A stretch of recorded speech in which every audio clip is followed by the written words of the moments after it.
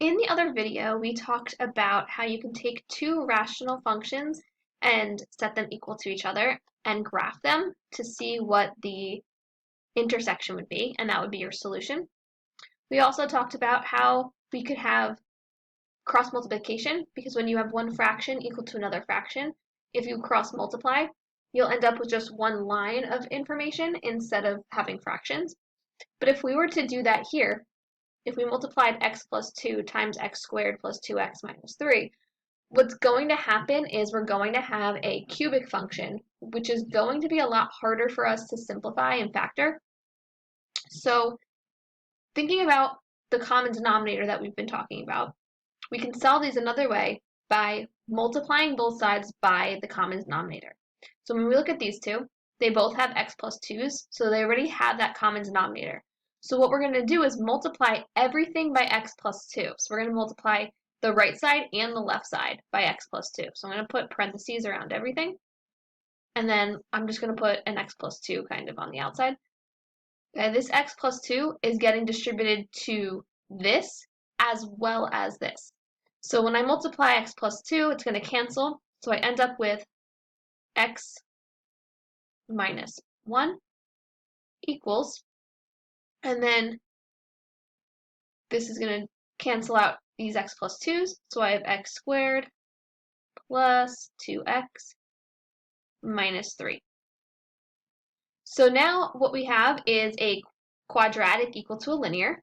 And we know that we can solve this by bringing everything to one side. So we have that quadratic set to 0, and then we can factor and solve. So let's do that. So let's subtract x and add 1. Let's subtract x and add 1. So by doing this, we end up with x squared plus x minus 2 equals 0. So now we're going to factor this. So what multiplies to negative 2 and adds to 1? So that's going to be x plus 2 and x minus 1. So we're going to set it to 0. Set the first factor to 0. So x plus 2 equals 0. So we get x equals negative 2. And then we set x minus 1 to 0, and we get x equals 1.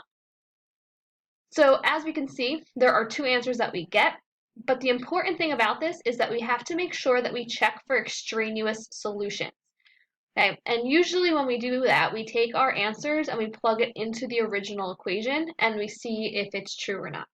An easier and faster way, instead of plugging it in, is to compare our answers with our domain restrictions. So here, if I were to find the domain restriction, in this case, we know that x cannot equal negative 2, because that is what is going to make our denominator equal 0.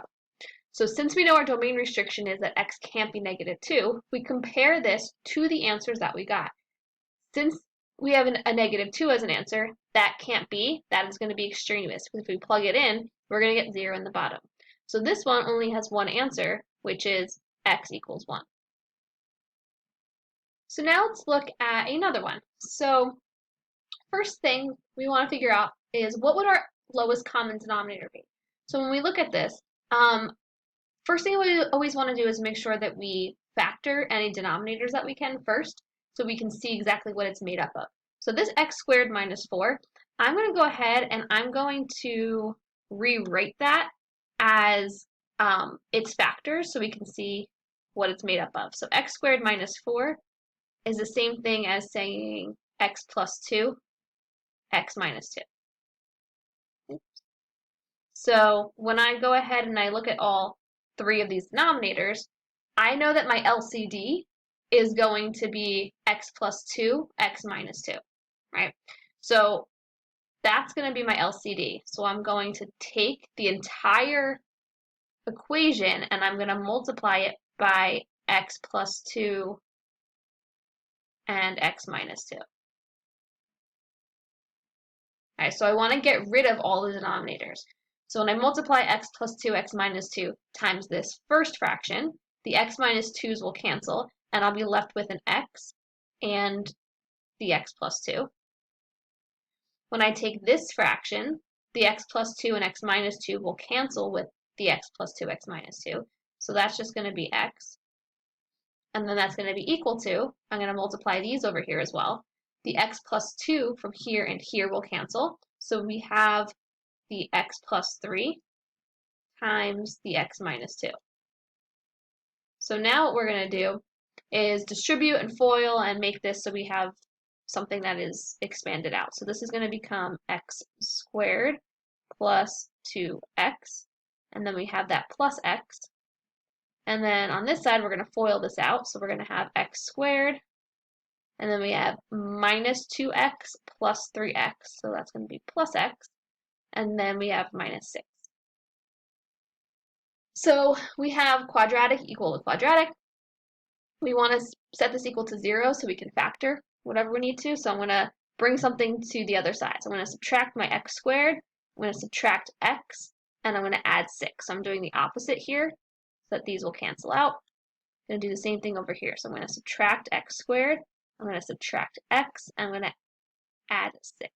So I can combine the 2x and the x. So this is actually going to be 3x.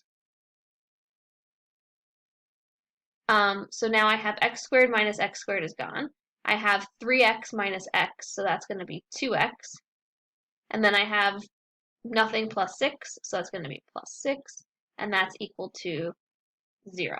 So now I have a regular linear that I'm going to solve. So I'm going to subtract the 6 back over. So I'm going to have 2x is equal to negative 6. And then I'm going to divide both sides by 2. So I end up with x equals negative 3. And once we get our answer, we want to check it with our domain restrictions. So since our LCD is x plus 2, x minus 2, I know that my restrictions are that x cannot equal negative 2 or positive 2. So I'm going to check that with my answer. They don't match, they're not the same, so that means x minus 3 is a good answer. Okay, so let's check another one. So here we have, again, 3 denominators.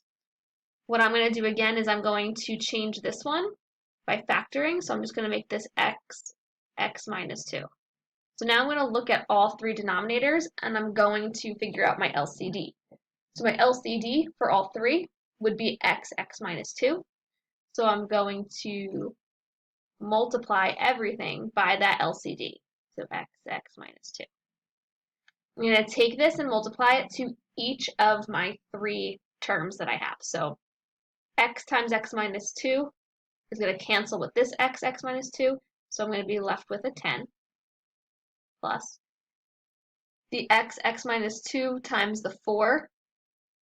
This x and this x will cancel out, so I'm going to have 4 times x minus 2.